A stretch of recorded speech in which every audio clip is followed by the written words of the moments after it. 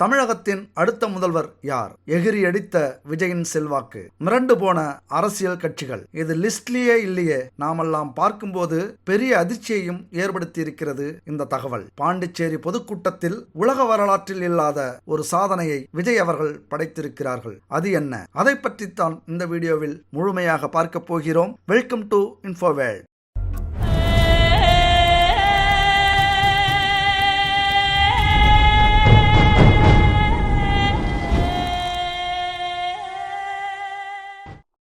தமிழக அரசியலை பொறுத்தவரை அனைவரின் கவனமும் 2026 சட்டமன்ற தேர்தலை எதிர்நோக்கியே இருக்கிறது. திமுக, அதிமுக, பாஜக, பாமக, தேமுதிக, நாம் தமிழர், புதிய வரவான தமிழக வெற்றிக் கழகம் என அனைவருமே தேர்தல் பணிகளை துவக்கிவிட்டனர். கடந்த சில தினங்களுக்கு முன்பு நாளைக்கே தமிழகத்தில் தேர்தல் என்றால் உங்கள் வாக்கு யாருக்கு என ஒரு தனியார் நிறுவனத்தால் வாக்கெடுப்பு எடுக்கப்பட்டது. தமிழக அரசியல் கடந்த சில தினங்களுக்கு முன்பு இந்த வாக்கெடுப்பு Facebook, X, Instagram என 3 தரப்பு மக்கள் பயன்படுத்தும் சமூக வலைதளங்களில் மேற்கொள்ளப்பட்டது. அதில் Facebook, Instagram உள்ளிட்ட சமூக வலைதளங்களில் 20 லட்சத்திற்கும் அதிகமானோர் பார்வையிட்டு 20,000க்கும் மேற்பட்டோர் தங்கள் கருத்துக்களை தெரிவித்திருந்தனர். அரசியல் சமூகம் சார்ந்த விவாதங்கள் நடக்கும் ட்விட்டரில் இதற்கு ஏகபோக வரவேற்பு இருந்தது. அரசியல் விவாதம் நடக்கும் ட்விட்டரில் விஜய்க்கு முதலிடத்தையும், நடுத்தர வயதினர் அதிகம் பயன்படுத்தும் Facebookலும் விஜய்க்கு முதலிடத்தையும் பெற்றிருந்தது. இளம் வயதினர் அதிகம் பயன்படுத்தும் இன்ஸ்டாகிராமில் கூட விஜய்க்குத்தான் அதிக வரவேற்பு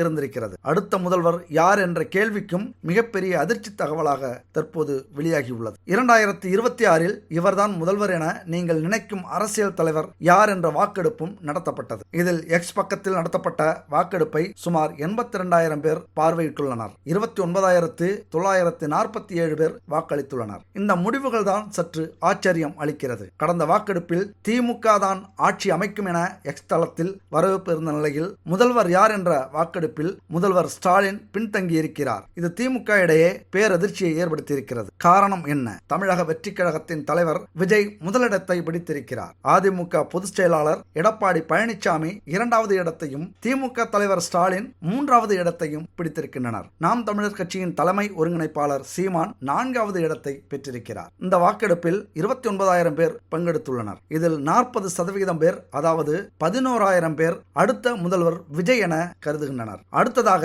34% பேர், அதாவது 10,000 பேர் எடப்பாடி பழனிசாமி தான் தமிழகத்தின் அடுத்த முதல்வர் என கருத்து கூறியிருக்கிறார்கள். இதையடுத்து அதிர்ச்சியளிக்கும் விதமாக திமுக தலைவரும் தற்போது தமிழ்நாடு முதலமைச்சருமான மு.க. ஸ்டாலின் தான் தமிழகத்தின் அடுத்த முதல்வர் என 24% பேர், அதாவது 7,000 பேர் வாக்கு செலுத்தியிருக்கிறார்கள். நாம் தமிழர் கட்சியின் தலைமை ஒருங்கிணைப்பாளர் சீமான் தான் தமிழ்நாட்டின் அடுத்த முதலமைச்சர் என 800 பேர் கருத்து தெரிவித்திருக்கின்றனர். இது மொத்த வாக்குகளில் 3% பேர் என்பது குறிப்பிடத்தக்கது. இதில் அதிர்ச்சி அளிக்கும் 2 விஷயங்கள் என்னவென்றால், தமிழகத்தின் முதல்வர் மு.க. ஸ்டாலின் 3வது இடம் என்றதும், அதுபோல சீமான் அவர்களின் கட்சி 3% பேர் மட்டுமே வாக்களித்திருப்பது பெரிய அதிர்ச்சிக்குள்ளான விஷயமாக பார்க்கப்படுகிறது.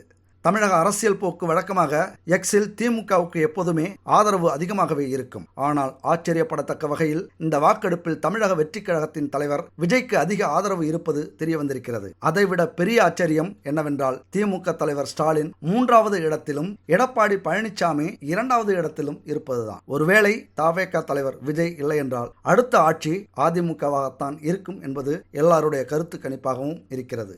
இதற்கு காரணம் தற்போது ஏற்பட்டிருக்கிற அரசியல் மாற்றமே காரணம். ஏனென்றால் குறிப்பாக செங்கோட்டையன் இந்த கட்சிக்கு மாறியிருப்பதும் மிகப்பெரிய மாற்றமாக பார்க்கப்படுகிறது. அது மட்டுமல்லாமல் செங்கோட்டையன் தற்போது விஜய் கூட்டத்தில் பங்கேற்காமல் சொந்த ஊரில் முகாமை எடுத்திருக்கிறார். அதாவது தன்னுடைய பலத்தை தற்போது காட்ட வேண்டும் என்பதற்காகவே அங்கு முகாமிட்டிருக்கிறார் என்று தவேக தலைவர் விஜயின் பிரச்சார பயணம் மீண்டும் வேகம் எடுக்க தொடங்கியுள்ள நிலையில், மறுபுறம் செங்கோட்டையன் மாற்றுக் கட்சியினரை தவேகவில் இணைக்கும் பணியில் தீவிரமாக இறங்கியுள்ளார். விஜயின் புதுச்சேரி பிரச்சாரத்தில் கூட பங்கேற்காத செங்கோட்டையன் கோபியில் தங்கி கட்சி பணிகளை தீவிரப்படுத்தி வருகிறார். அதிமுக சத்தியமங்கலம் ஒன்றிய செயலாளர் NN சிவராஜ் உள்ளிட்ட 500க்கும் மேற்பட்டோர் அதிமுகவில் இருந்து விலகி செங்கோட்டையன் முன்னிலையில் தவேகவில் இணைந்துள்ளனர். அது மட்டுமல்லாமல் செங்கோட்டையன் கை நீட்டும் நபருக்குத்தான் எங்கள் ஓட்டு என்றும் அவர்கள் கூறியுள்ளனர். அதேபோல் புதுச்சேரி உப்பளம் துறைமுக வளாகத்தில் இன்று தாவேகா பொதுக்கூட்டம் நடைபெற்றது. தாவேகா தலைவர் விஜய் 72 நாட்களுக்கு பிறகு இன்று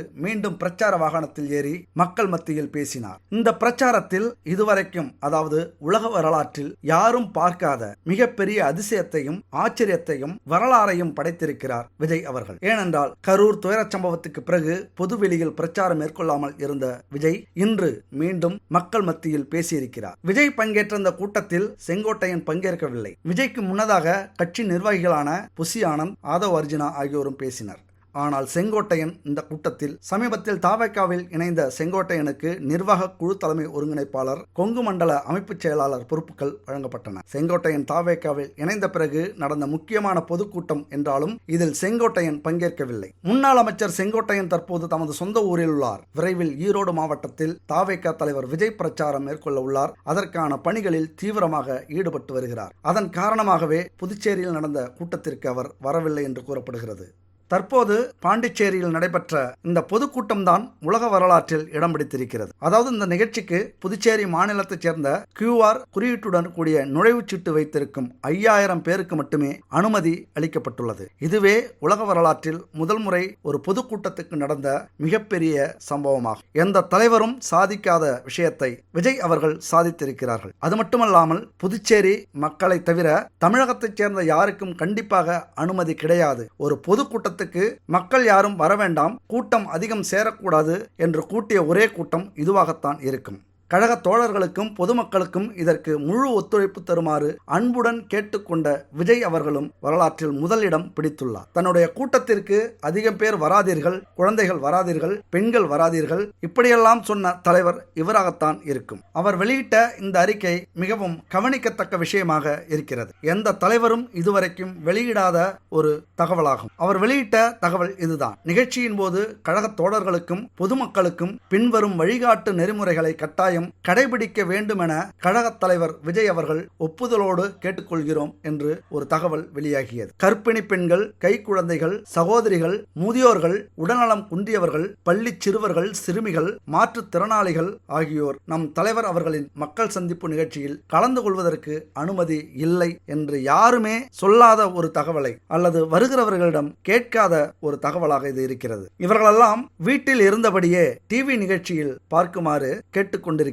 இதெல்லாம் இதுவரைக்கும் எந்த ஒரு தலைவரும் செய்யாத சாதனையாக இருக்கிறது. எந்த தலைவராக இருந்தாலும் நிறைய கூட்டம் வர வேண்டும், நிறைய மக்கள் சேர வேண்டும், நிறைய கூட்டத்துக்கு மத்தியில், மக்களுக்கு மத்தியில், தொண்டர்களுக்கு மத்தியில், பெண்களுக்கு மத்தியில் பேச வேண்டும் என்பதே அனைத்து அரசியல்வாதிகளுடைய விருப்பமாக இதுவரை இருந்திருக்கிறது. அது எந்த நாட்டிலும் இருந்தாலும் சரி. ஆனால் இங்கே மட்டும்தான் நிறைய பேர் வர வேண்டாம், 5000 பேர் மட்டும் வந்தால் போதும், அதற்கு மேல் வந்தால் யாரையும் உள்ளே விடமாட்டோம், பக்கத்து மாநிலத்தவர்கள் கூட வரக்கூடாது, பெண்கள் வர வேண்டாம், முதியோர்கள் வர வேண்டாம், கர்ப்பிணி பெண்கள் வர வேண்டாம், சிறுவர்கள் வர வேண்டாம், இப்படியெல்லாம் அறிவுறுத்திய ஒரு கட்சி இந்த உலகத்திலே இல்லை. இதுதான் முதல் முறை.